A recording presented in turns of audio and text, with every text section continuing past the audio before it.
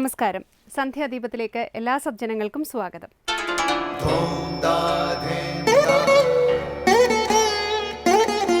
ശുഭം ഭവതു കല്യാണമായുസാരോഗ്യവർദ്ധനം സർവദുഃഖ വിനാശായ സന്ധ്യാദീപം നമോസ്തുതേ. നാമം ജപായനം പുണ്യം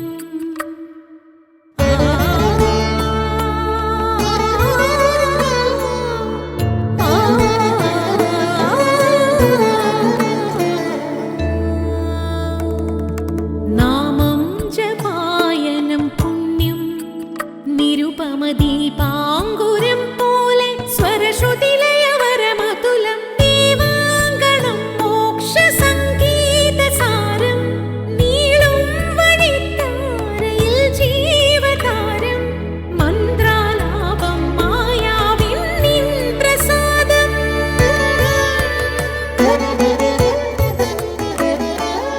ഇരുൾ നീങ്ങിയുണരുന്ന തെളിനാളദീപം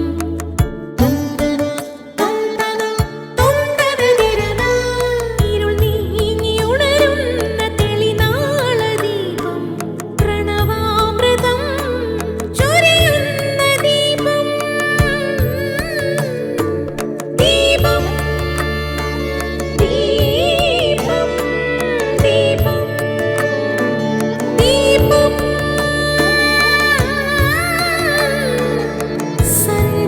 സന്ധ്യാദീപം.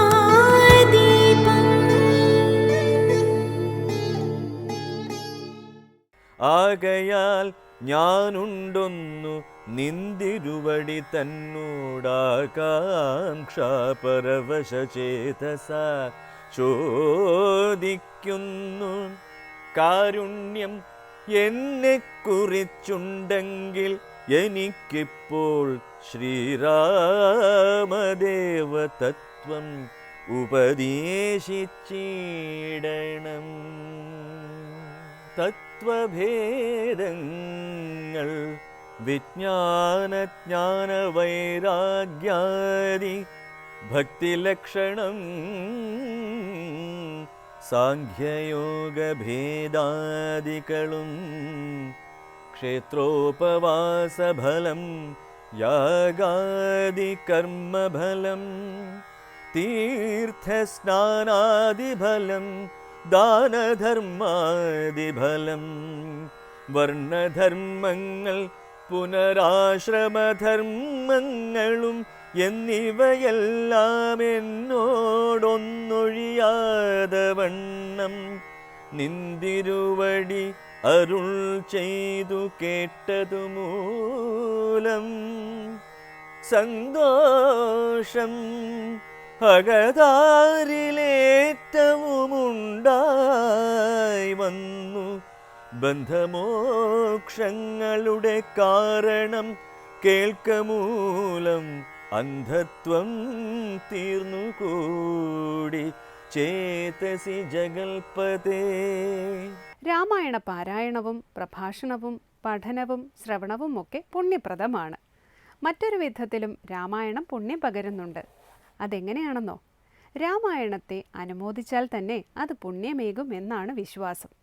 ഭക്തകവി തുളസീദാസൻ പറയുന്നത് പോലെ രാമായണ കഥയെ പറയുകയോ കേൾക്കുകയോ ചെയ്യുന്നവർ കാലിക്കുടമ്പടിയിലെ ജലത്തെ എന്ന പോലെ അനായാസം ഭവസാഗരത്തെ കടക്കും എന്നാണ്.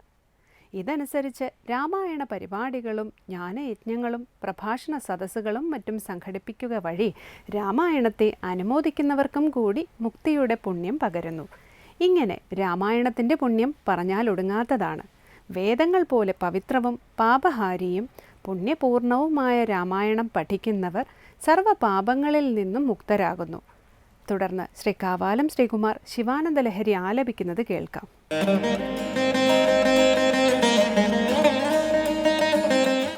ഗുഹായാം ഗേഹേ വാ ബഹിരപി വനേ വാ ദൃശിഖരേ ജലേ വാ വഹ്നൗ വാ വസതു വസത്തെ കിം വദ ഫലം സദാ യസ്യൈവാന്ത करणमपि शम्भो तव पदे स्थितं चेद्योगोऽसौ स च परमयोगी स च सुखी गुहायां गेहे वा बहिरपि वने वाद्रिशिखरे जले वा वह्नौ वा वसतु वसते किं वद भलं सदा यस्यैवान्तःकरणमपि शम्भो तव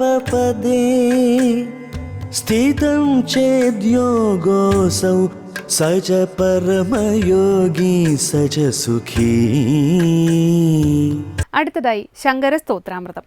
ജീവിതത്തിൽ ഒരാളുടെ യോഗ്യത്വവും സുഖിത്വവും എല്ലാം മനസ്സ് ഈശ്വരനിലാണോ എന്നതിനെ അടിസ്ഥാനപ്പെടുത്തിയാണ്, അല്ലാതെ താമസിക്കുന്ന സ്ഥലത്തിൻ്റെ അപേക്ഷയിലല്ല. നിവസിക്കുന്ന സ്ഥാനത്തിന് ഒരു മഹിമയുമില്ല. അതിനെല്ലാം മഹിമ നൽകുന്നത് മനസ്സ് ഈശ്വരനിൽ അർപ്പിതമാണോ എന്നതിലാണ്.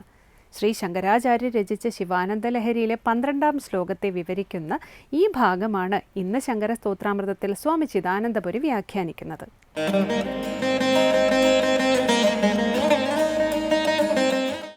ശങ്കരകൃതികളിൽ ശിവാനന്ദ ലഹരിയിൽ 11-ാമത്തെ ശ്ലോകമാണ് ശ്രദ്ധിക്കുന്നത്. അവിടെ ഒരു മനുഷ്യൻ ബ്രഹ്മചാരിയോ ഗൃഹസ്ഥനോ വാനപ്രസ്ഥനോ സന്യാസിയോ ഇനി മറ്റെന്തെങ്കിലുമോ ആയിക്കൊള്ളട്ടെ, അതുകൊണ്ട് എന്ത്? അതുകൊണ്ട് ദോഷവും ഇല്ല ഗുണവും ഇല്ല. അത് ജീവിതത്തിലെ വ്യത്യസ്ത അവസ്ഥകൾ അല്ലെങ്കിൽ ആലംബമാക്കുന്ന മാർഗങ്ങളെന്നേ ഉള്ളൂ. മനുഷ്യജീവിതത്തിൽ ധന്യത കൃതാർത്ഥത വരുന്നത് മനസ്സ് പരമസത്യത്തിൽ പ്രതിഷ്ഠിതമാണോ എന്നുള്ളതിനനുസൃതമാണ്. അതാണ് യദീയം ഹൃത്പത്മം, യാതൊരാളുടെ ഹൃത്പത്മം, ഹൃദയമാകുന്ന പത്മം, ഹൃദയമാകുന്ന താമര, യദി ഭവദധീനം പശുപതേ, ഹേ പശുപതേ, ഭവാന് അധീനമാണെങ്കിൽ, അങ്ങേക്ക് അധീനമാണ് ഒരാളുടെ ഹൃത്പത്മമെങ്കിൽ, ഹേ ശംഭോ, അല്ലയോ ശംഭോ, തദീയഃ ത്വം ഭവസി, നീ അവൻ്റെതായി തീരുന്നു. നീ അവൻ്റെതായി തീരുന്നു എന്ന് പറഞ്ഞാൽ നീ അവൻ്റെ നാഥനായി, നീ അവൻ്റെ ദാസനായി എല്ലാം തീരുന്നു. ഭക്തൻ തീർത്തും ഈശ്വരനിൽ അർപ്പിതമായ ബുദ്ധിയോടുകൂടി എപ്പോൾ തീരുന്നോ ആ നിമിഷം ഈശ്വരൻ അവൻ്റെ നാഥനുമാണ്, ദാസനുമാണ്. എല്ലായ്പ്പോഴും എല്ലാറ്റിലും നയിക്കുന്ന നാഥനാണ്.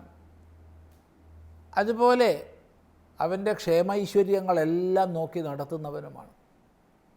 അനന്യചിത്തന്മാരുടെ യോഗക്ഷേമങ്ങളെ താൻ വഹിക്കുന്നു എന്ന ഗീതാവാക്യം ഈ സന്ദർഭത്തിൽ ചിന്തിക്കുക. തദീയഃ ത്വം ഭവസി, നീ അവൻ്റെതാകുന്നു എന്നല്ല, ഭവഭാരം ച വഹസി, ഭവഭാരത്തെയും നീ വഹിക്കുന്നു. അവൻ്റെ സംസാരവുമായി ബന്ധപ്പെട്ട ഭാരങ്ങളെ, അവൻ്റെ ജീവിത വ്യവഹാരത്തിലുള്ള ഭാരങ്ങളെ മുഴുവൻ ഹേ ഭഗവാനെ നീ വഹിക്കുന്നു. താത്പര്യം ഒരാൾ ബ്രഹ്മചാരിയാണോ ഗൃഹസ്ഥനാണോ വാനപ്രസ്ഥനാണോ സന്യാസിയാണോ എന്ന് നോക്കിയിട്ടല്ല മഹിമ. അതുകൊണ്ട് എന്ത് സംഭവിക്കാൻ? കിം ഭവസിതേന, എന്നാൽ ഹൃദയം ഭഗവാനിലാണോ ഉറച്ചിട്ടുള്ളത്? അതാണ് ചോദ്യം. അങ്ങനെയാണെങ്കിൽ ഭഗവാൻ ആ വ്യക്തിയെ തീർത്തും പരിപാലിക്കുന്നു എന്നല്ല, അവൻ്റെ യോഗക്ഷേമങ്ങളെ മുഴുവൻ വഹിക്കുന്നു. യോഗക്ഷേമം വഹാമ്യഹം, അതാണ് പറയുന്നത്. ഭവഭാരം ച വഹസി, ഭവമെന്നാൽ വീണ്ടും വീണ്ടും ഭവിക്കുന്നത് സംസാരമാണ്. ഈ ഭവത്തിലെ സംസാരത്തിലെ മുഴുവൻ ഭാരങ്ങളും, അവൻ്റെ ഉത്തരവാദിത്തങ്ങൾ, അതിനനുസൃതങ്ങളായ ജീവിത ഭാരങ്ങൾ എല്ലാത്തിനെയും ഭഗവാനെ അങ്ങ് തന്നെ ഭവിക്കുന്നു. അതുകൊണ്ട് ഒരാളുടെ ഹൃദയം ഭഗവാനിൽ അർപ്പിതമാണോ എന്നുള്ളതാണ് മുഖ്യം. അങ്ങനെ ആയാൽ അയാൾ, ആ ഭക്തൻ ധന്യനാകുന്നു എന്ന് താത്പര്യം. തുടർന്ന് 12-ാമത്തെ ശ്ലോകത്തിലേക്ക് പ്രവേശിക്കുകയാണ്. ഗുഹായാം ഗേഹേ വാ ബഹിരപി വനേ വാദ്രിശിഖരേ ജലേ വാ വഹ്നൗ വാ വസതു വസതേ കിം വദ ഫലം സദാ യസ്യൈവാന്തഃകരണമപി ശംഭോ തവ പദേ സ്ഥിതം ചേദ്യോഗോസൗ സ ച പരമയോഗീ സ ച സുഖീ ഗുഹായാം ഗേഹേ വാ ബഹിരപി വനേ വാദ്രിശിഖരേ ജലേ വാ വഹ്നൗ വാ വസതു വസതേ കിം വദ ഫലം സദാ യസ്യൈവാന്തഃകരണമപി ശംഭോ തവ പദേ സ്ഥിതം ചേദ്യോഗോസൗ സ ച പരമയോഗീ സ ച സുഖീ. നമ്മുടെ അന്ധഃകരണം ഭഗവാനിൽ പ്രതിഷ്ഠിതമാണോ? ഇതാണ് നമുക്ക് സുഖത്തെ നൽകുന്നത്, നമ്മുടെ ശ്രേഷ്ഠതയ്ക്ക് നിദാനം. ഈ ഒരാശയത്തെയാണ് പറയുന്നത്.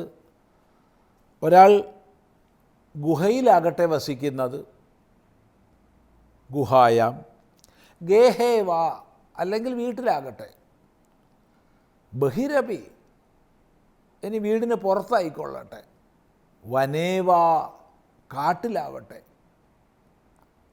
അദ്രിശിഖരേ അദ്രിയുടെ പർവ്വതത്തിൻ്റെ ശിഖരത്തിൽ കൊടുമുടിയിലാകട്ടെ, ജലേവ വെള്ളത്തിലാകട്ടെ, വന്നൗവ അഗ്നിയിലായിക്കൊള്ളട്ടെ താമസിക്കുന്നത്, വസതേക്കും വധഫലം വാസസ്ഥാനം കൊണ്ട് എന്ത് ഫലം, എവിടെ താമസിക്കുന്നു എന്നുള്ളത് കൊണ്ട് എന്ത് ഫലമാണുള്ളത്? പറയൂ. ഒരു ഫലവും ഇല്ല. എവിടെ താമസിച്ചാലും കൊള്ളാം, എല്ലാം നല്ലത് തന്നെ. എന്നാൽ സദാ യസ്യ ഏവ അന്ധഃകരണം തവ പദേ സ്ഥിതം ചെയ്ത്, യാതൊരാളുടെ അന്ധഃകരണം ഹേ ഭഗവാനെ നിൻ്റെ പദത്തിൽ സ്ഥിതി ചെയ്യുന്നുവെങ്കിൽ അസൗ യോഗ, അതാണ് യോഗം. സച്ച പരമയോഗി, അവൻ പരമയോഗിയാണ്. സച്ച സുഖീ, അവൻ സുഖിയാണ്. ഇപ്പം ജീവിതത്തിൽ ഒരാളുടെ യോഗിത്വവും സുഖിത്വവുമെല്ലാം മനസ്സ് ഈശ്വരനിലാണോ എന്നുള്ളതിൻ്റെ അപേക്ഷയിലാണ്, അല്ലാതെ നിവസിക്കുന്ന സ്ഥാനത്തിൻ്റെ അപേക്ഷയിലല്ല. നിവസിക്കുന്ന സ്ഥാനത്തിന് എന്ത് മഹിമയാണ്? ഒരു മഹിമയുമില്ല. അതിനെല്ലാം മഹിമയെ നൽകുന്നത് മനസ്സ് ഭഗവാനിലാണോ എന്നുള്ളതാണ്. ഈ വിഷയം ഒന്നുകൂടി നമുക്ക് ചിന്തിക്കാം. അടുത്ത പ്രാവശ്യമാവട്ടെ.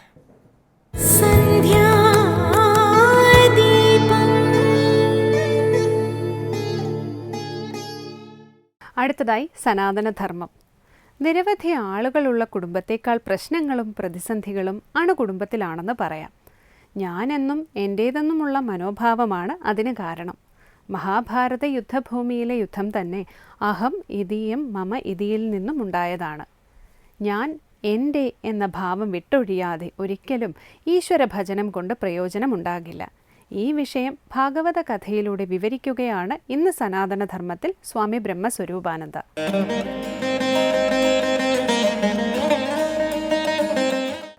ഓം നമോ ഭഗവതേ വാസുദേവായ.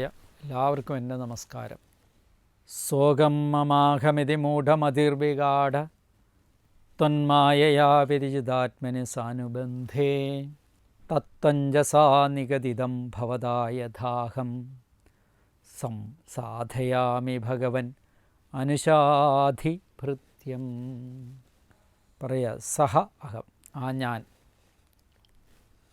മൂഢമതി മോഹിക്കപ്പെട്ട മനസ്സോടുകൂടിയ, ആരുടെ മനസ്സാണോ മോഹത്തോടു കൂടിയ അങ്ങനെയുള്ള ഞാൻ, മോഹിക്കപ്പെട്ട മനസ്സോടുകൂടിയവനായിട്ട് സാനുബന്ധേ അനുബന്ധത്തോടു കൂടിയതും ത്വന്മായയ അങ്ങയുടെ മായയാൽ വിരജിതാത്മനി ഇങ്ങനെ കൽപ്പിക്കപ്പെട്ടിരിക്കുന്ന ബഹുദേഹത്താൽ, ദേഹത്തിലെ അഹമിതി ഞാനെന്നും മമയിതി എൻ്റേതെന്നുമുള്ള സ്നേഹത്താൽ, മായ കൊണ്ട് അഹമെന്ന് ഞാനെന്ന് ചിന്തിക്കുന്നു, ഇത് എൻ്റേതെന്ന് ഞാനെന്ന് ചിന്തിക്കുന്നു ഉള്ള സ്നേഹത്തെ വിഗാഢ മുങ്ങിയവനായിരിക്കുന്നു. ഈ ലോകത്തെ സകലവിധ പ്രശ്നങ്ങളും എടുത്തു നോക്കിക്കഴിഞ്ഞാൽ അതിൻ്റെ എല്ലാത്തിൻ്റെ ഉത്തരവാദിത്വം ഈ പറഞ്ഞ 2 ശബ്ദങ്ങളിൽ നമുക്ക് ഉറപ്പിക്കാവുന്ന. എന്താണ്? ഒന്ന് അഹമിതി മമയിതി, ഞാനെന്നും എൻ്റേതെന്നുമുള്ള പ്രശ്നം. മഹാഭാരത യുദ്ധഭൂമിയിലെ യുദ്ധം തന്നെ ഞാനെന്നും എൻ്റേതെന്നുള്ള ബുദ്ധി കൊണ്ടുണ്ടായതാണ്. ഈ ലോകത്തിലെ സകല പ്രശ്നങ്ങൾക്കും കാരണം ആരാണ്? ഈ ഞാനെന്നും എൻ്റേതെന്നുള്ള ബുദ്ധിയാണ്. അണുകുടുംബത്തിലായിരിക്കുന്ന അച്ഛനും അമ്മയും മക്കളും നിറഞ്ഞിരിക്കുന്ന കുടുംബത്ത് പോലും വലിയ കുടുംബത്തിൽ നിന്നുള്ള പ്രശ്നങ്ങളെക്കാളും വലിയ പ്രശ്നങ്ങൾ ഉണ്ടാകുന്നതിൻ്റെ കാരണം എന്താ? അവിടെയും നിങ്ങൾ അണുകുടുംബമാണെങ്കിലും അവിടെ ആ കുടുംബത്തിൻ്റെ അണുവിനേക്കാളും വലിയതായിട്ട് സൃഷ്ടിക്കപ്പെട്ടിരിക്കുന്ന ഏത്? ഞാനെന്നും എൻ്റേതെന്നുള്ള ബുദ്ധി. എന്ന് വരെ നിങ്ങളിൽ ഞാനെന്നും എൻ്റേതെന്നുള്ള ബുദ്ധി നിലനിൽക്കുന്നുവോ അന്ന് വരെ നിങ്ങളുടെ ഈശ്വരഭജനത്തിന് യാതൊരുവിധ പ്രയോജനവും ഉണ്ടാകില്ല. പലരും ആ ഒരു സങ്കുചിത ബോധത്തിൽ നിന്നാണ് ഭജനം ചെയ്യുന്നത്. എന്നിട്ട് പറയും സമാധാനം ലഭിക്കുന്നില്ല. എന്തെല്ലാം രോഗങ്ങളുടെ ശയ്യയിൽ കിടക്കുമ്പോൾ, എന്തെല്ലാം രോഗങ്ങൾ കൊണ്ട് മനസ്സ് ഉരുകി വേദനിക്കുമ്പോൾ, ആ വേദനയുടെ നടുത്തളത്തിലും നമ്മളാരും ഉപേക്ഷിക്കുന്നില്ല ഞാനെന്നും എൻ്റേതെന്നുള്ള ബുദ്ധി. കാര്യം എന്താ? എത്രയോ കാലമായി ബാക്കി എല്ലാത്തിനും ഉപേക്ഷിച്ചാലും ഞാനെന്നും എൻ്റേതെന്നുള്ള ബുദ്ധി എന്നിൽ എത്രയോ ദൃഢബന്ധമാക്കി കഴിഞ്ഞു. അതൊരിക്കലും എന്നെ ബന്ധിച്ചു കഴിഞ്ഞിരിക്കുകയാണ്. എത്രയധികം അഴിച്ചാലും അഴിക്കാൻ പറ്റാത്ത കെട്ടുകളായി മാറിക്കഴിഞ്ഞു ഈ ശരീരവും ഞാനുമായിട്ടുള്ള ബന്ധം. അവിടെ മുഴുവൻ ഞാൻ ഏത് കർമ്മം ചെയ്യുമ്പോഴും, ഞാനേത് പ്രവൃത്തി ചെയ്യുമ്പോഴും അവിടെയെല്ലാം ഞാനെന്നും എൻ്റേതെന്നുള്ള ബുദ്ധി വർദ്ധിപ്പിക്കുവാനാണ് ഞാനെന്നും ശ്രമിച്ചിട്ടുള്ളത്. ഒരാളോട് സംസാരിക്കുമ്പോൾ, ഒരു കാര്യം ചെയ്യുമ്പോൾ അവിടെയെല്ലാം ഞാനെന്നും എൻ്റേതെന്നുള്ള ബുദ്ധി വർദ്ധിച്ചുകൊണ്ടേയിരുന്നു. അവിടെയെല്ലാം എന്തായി? ആ കർമ്മത്തിൻ്റെ പരിസമാപ്തിയിൽ ചിലപ്പം നമുക്ക് വലിയൊരു ദുഃഖം വരുന്നു. എന്താ കാരണം? അത് എൻ്റേതെന്ന് ഉള്ള ആ ബുദ്ധി വർദ്ധിച്ചിരുന്നപ്പം അതിൽ ശ്രദ്ധ കൊടുക്കാൻ എനിക്ക് സാധിച്ചില്ല. ഇങ്ങനെ കർമ്മപാശത്താൽ ബന്ധിതരായി ഞാനെന്ന് ഭഗവാന്റെ മായയാൽ ഞാനെന്നും എൻ്റേതെന്നുള്ള ബുദ്ധിയോടുകൂടി ജീവിത നൗകയിൽ ആടി ഉലഞ്ഞുകൊണ്ടിരിക്കുന്ന മാനവ മനസ്സുകൾക്ക് ഒരു അഭയകേന്ദ്രമാണ് ഏത്? ഭഗവത് ഭക്തി എന്നുള്ള കാര്യമാണ് ഭാഗവതം വെളിപ്പെടുത്തുന്നത്. അത് പറയാണ്, ഭഗവൻ അല്ലയോ ഭഗവാനെ, ഐശ്വര്യാദി എല്ലാം ഉള്ളവനാണ്. ഭഗശബ്ദത്തിൻ്റെ അർത്ഥം മുൻപ് വളരെ വിസ്തരിച്ച് ഞാൻ പറഞ്ഞിട്ടുണ്ട്. ഐശ്വര്യസ് സമഗ്രസ്യ യശസ്സസ് എന്നൊക്കെ പറഞ്ഞ് യശസ് ഐശ്വര്യം തുടങ്ങി 6 ഗുണങ്ങളോട് കൂടിയവനാണ് ഭഗവാൻ.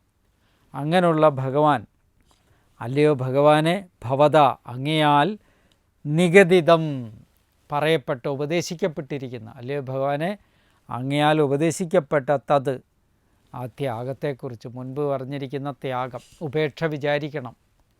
ഏതൊക്കെയാണ് എനിക്ക് അനുകൂലമായിട്ട് വേണ്ടത്? എൻ്റെ മനസ്സിനെ നിയന്ത്രിക്കാൻ ഏതൊക്കെ എനിക്ക് സാധിക്കുന്നതുണ്ട്, ഏതൊക്കെ സാധിക്കാത്തതുണ്ട് എന്ന് വിചാരം ചെയ്തിട്ട് അനുകൂലമായിട്ടുള്ളത് യാതൊരു പ്രകാരമാകിയാൽ അഞ്ജസ പ്രയാസം കൂടാതെ അഹം സംസാദയാമി, ഞാൻ നന്നായി സാധിക്കുമോ, എനിക്ക് നന്നായി സാധിക്കുമോ, ഭൃത്യം ദാസനായ എന്നെ യഥാ ആ വിധം അനുശാസി അഭ്യസിക്കണമേ. അല്ലയോ ഭഗവാനെ, ഞാനെന്നും എൻ്റേതെന്നും ഉള്ള ബുദ്ധിയുള്ള ഈ മന്ദബുദ്ധിയായ എന്നെ ഈ ഇടുങ്ങിയ ചിന്താഗതിയിൽ നിന്ന് അങ്ങൊന്ന് മാറ്റി എന്നെ മോചിപ്പിച്ച് ഈ ദുഃഖത്തിൽ നിന്നൊന്ന് കരകയറ്റി എന്നെ അങ്ങയുടെ ഭൃത്യനായിട്ട്, ഞാനെന്നും എൻ്റേതെന്നുള്ള ബുദ്ധിയില്ലാതെ സമർപ്പണ ബുദ്ധിയോടുകൂടിയവനായിട്ട്, അങ്ങയിൽ സമർപ്പിക്കുന്നവനായിട്ട്, ദാസനായിട്ട് എന്നെ ഒന്ന് അഭ്യസിപ്പിക്കണമേ എന്നാണ് ഇവിടെ പ്രാർത്ഥിപ്പിക്കുന്നത്. ഭാഗവതത്തിൻ്റെ മഹത്തായൊരു തത്വത്തെ ഭഗവാൻ ഇവിടെ വെളിപ്പെടുത്തിയിരിക്കുന്നു. ഉപേക്ഷിക്കുക, ഭക്തനാണെങ്കിൽ എല്ലാം ഭഗവാനിൽ സമർപ്പിക്കുക. ഞാനെന്നും എൻ്റേതെന്നുള്ള ബുദ്ധി ഒരു കലഹത്തിന് ഇടവരുത്തുന്നെങ്കിൽ അത് മാറ്റിക്കളയുക. അസുരാദികളെല്ലാം ആ കലഹം കൊണ്ട് സ്വയം നശിച്ചവരല്ലേ, അതുകൊണ്ട് എനിക്കത് വേണ്ട, ഞാൻ അസുരന്മാരല്ല സജ്ജനമാണെന്ന് വിചാരിച്ചുകൊണ്ട് അതിനെ ത്യജിച്ച് ഭഗവത് അർപ്പണ ബുദ്ധിയോടുകൂടി ഭഗവത് പതനം ചെയ്യാൻ ഓരോ മനസ്സിനും കഴിയണം, മാനവ ഹൃദയങ്ങൾക്കും കഴിയണം. അവിടെയാണ് ജീവിത വിജയം, അവിടെയാണ് ശാന്തി, അവിടെയാണ് സർവ്വ ഐശ്വര്യങ്ങളുടെയും നിദാനമായിരിക്കുന്ന ഭഗവാൻ വസിക്കുന്നിടം. അതുകൊണ്ട് എല്ലാവർക്കും ആ ഭഗവത് വസിക്കുന്നിടം ഐശ്വര്യപൂർണമായി തീരട്ടെ. നമസ്കാരം.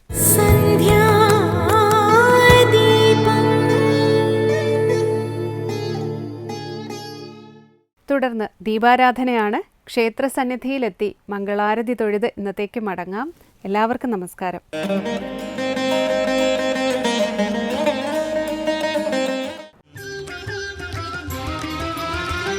ശങ്കരാഭരണം സങ്കടവാരണോ സന്തതം വെട്ടിക്കോട്ടം ബലവാസിനം അംബുജനാഭനം സർവചരാചരകുൽ ഇമ്പമായി വാഴുന്ന ബ്രഹ്മശയ്യ.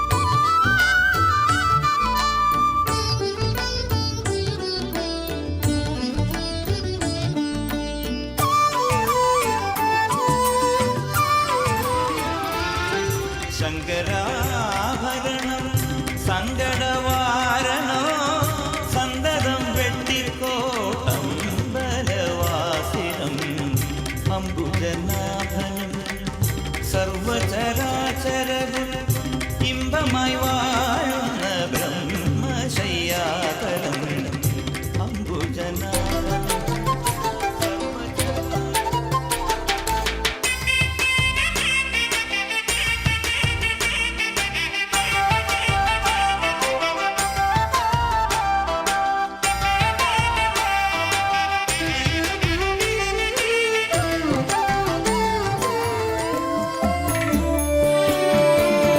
വെട്ടിക്കോട്ടാതിമൂലം വാഴും ശ്രീനാഗരാജ നവൂറുപാടി പുകഴ്ത്തുന്നേ നാടിയങ്ങൾ.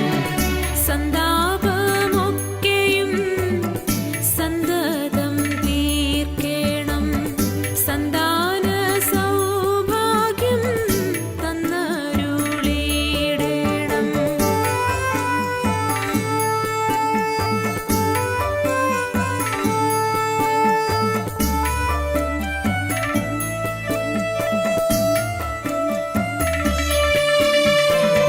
സർപ്പക്കളമിട്ടു കർമ്മങ്ങൾ ചെയ്തിടാം ആയില്യം നാളിലെ ജാതനേ